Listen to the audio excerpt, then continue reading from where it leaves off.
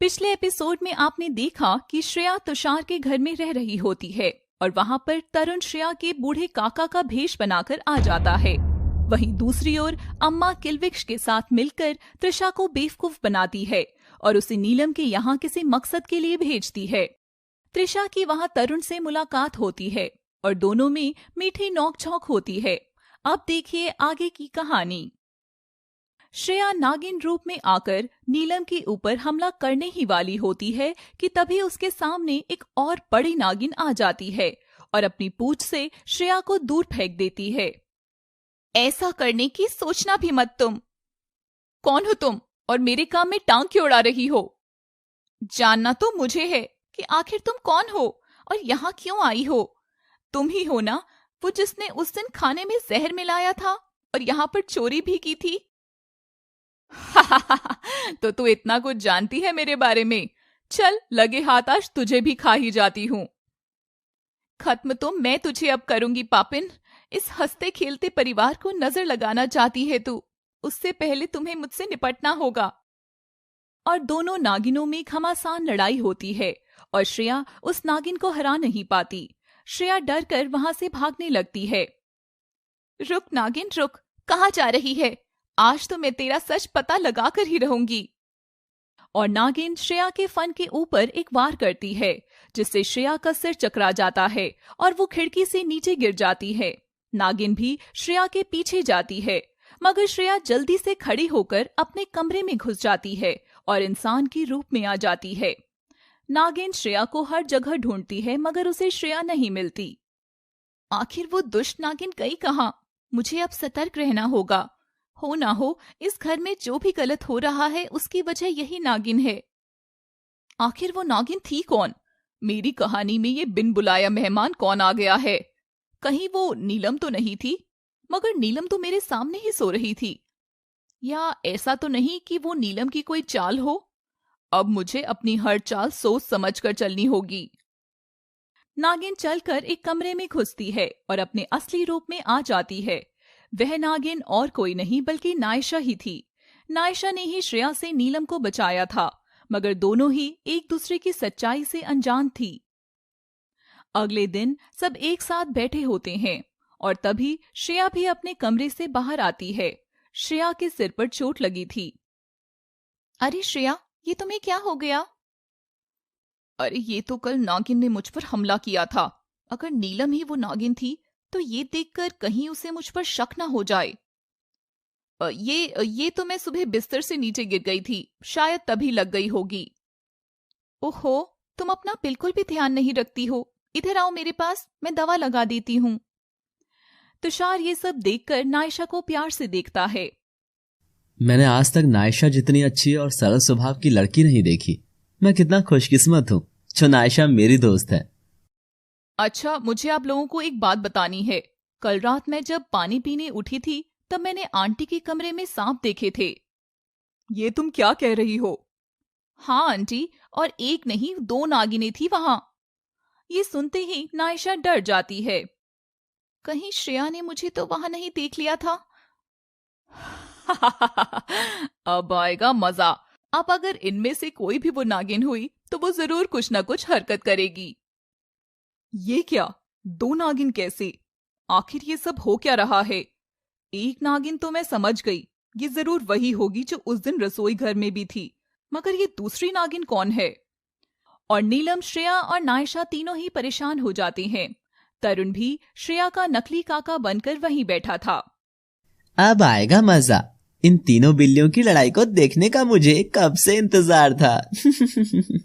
अरे काका, आप क्यों हंस रहे हैं? वो मैं तो ये सोच रहा था कि मेरी बिटिया रानी तो जंगली बिल्ली है, तो वो आखिर नागिन कौन आ गई? काका की बात सुनकर सब हंसते हैं और श्रेया काका को घूरती है। त्रिशा आज भी बाहर खड़ी होकर सब देख रही थी। ये सब क्या बकवास चल रही है? मुझे जल्दी ही उसके बारे में सब जानना होगा।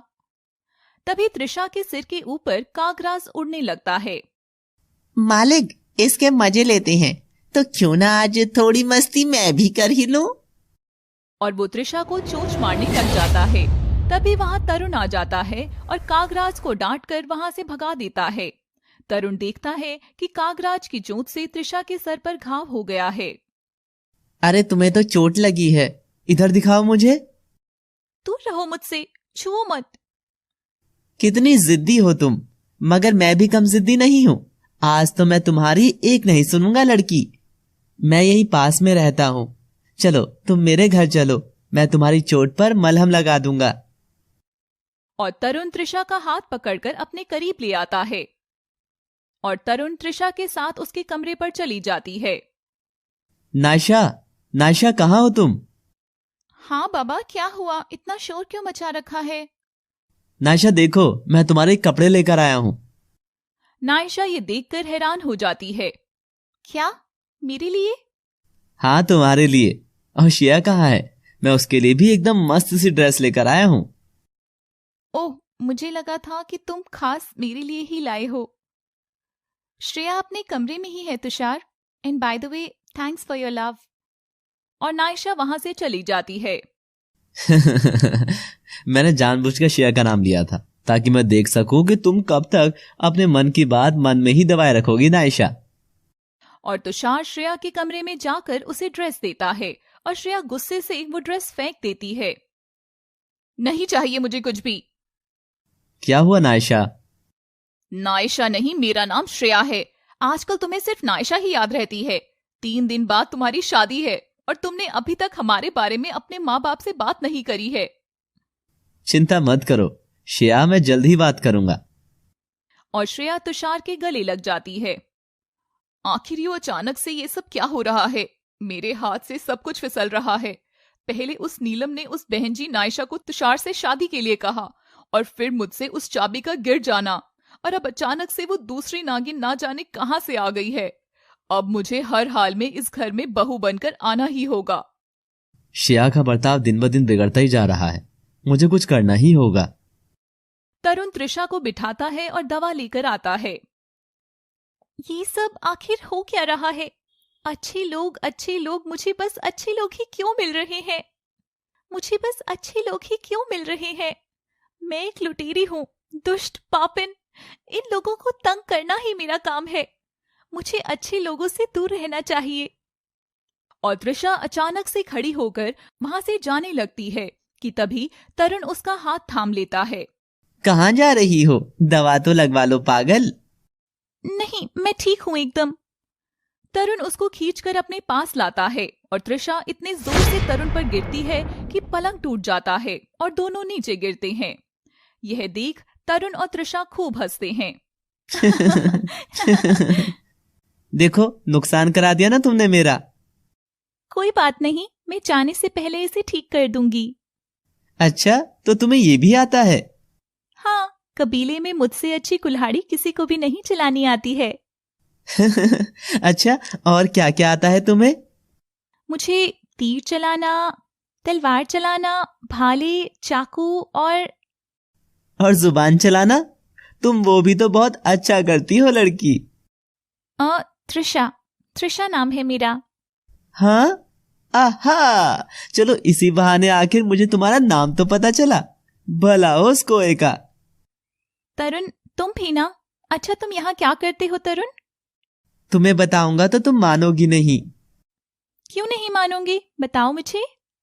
बस ये मान लो कि मैं मरे हुए बाबा के आखिरी मकसद को पूरा करने की तलाश में इधर उधर भटक रहा हूँ। क्या? मैं भी यहाँ मेरी अम्मा का मकसद पूरा करने आई हूँ, मगर वो जिंदा हैं।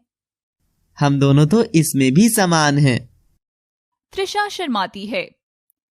मगर तरुण, अगर मकसद ही पूरा करना है तो भटको मत। पहले अपनी मंजिल के करीब जाओ, उसे जानो और फिर उसे हासिल कर लो। हाँ त्रिशा, ऐसा ही होगा। अरे देखो, कितनी देर हो गई है, मुझे जाना होगा। त्रिशा, तुम जानती हो तुम मेरी पहली दोस्त बनी हो। मैं ज्यादा किसी से बात नहीं करता हूँ और ना ही मेरी कभी कोई लड़की दोस्त रही है। ओ, वैसे मेरा भी कोई लड़का दोस्त नहीं बना। बस एक लंगड़ा छाजू है जिससे मेरी शादी होने वाली है। क्या? हाँ। और तुम्हें शादी में जरूर आना है। बदमाश कहीं की, ऐसा भी कोई मजाक करता है क्या? त्रिशा हंसते हुए वहां से भागने लगती है कि तभी उसकी नजर कमरे की दीवार पर टंगी एक तस्वीर पर पड़ती है। त्रिशा वो तस्वीर देखकर चौंक जाती है।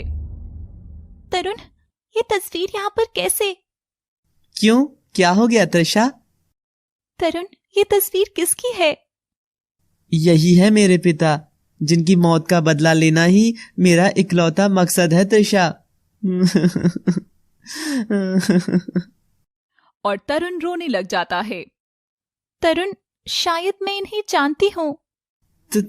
तुम मेरे पिताजी को जानती हो, पर कैसे? ये बाबा तो वहां गुफा में। और त्रिशा आंख बंद करके किल्विक्स का चेहरा याद करती है। हाँ, मैं जानती हूँ तरुण, तुम्हारे पापा मरे नहीं हैं, ये तो जिंदा है।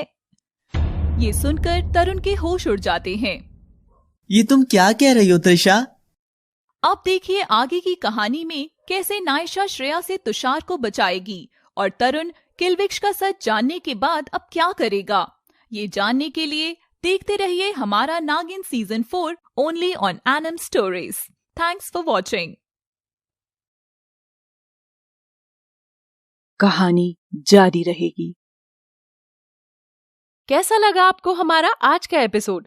हमें लाइक और कमेंट के माध्यम से जरूर बताएं। आगे के एपिसोड देखने के लिए सब्सक्राइब करें हमारा चैनल एनएम स्टोरीज और हाँ, बेल आइकॉन जरूर दबाएं ताकि आपको आने वाले सारे एपिसोड्स का नोटिफिकेशन मिलता रहे। New episodes only NM stories पर।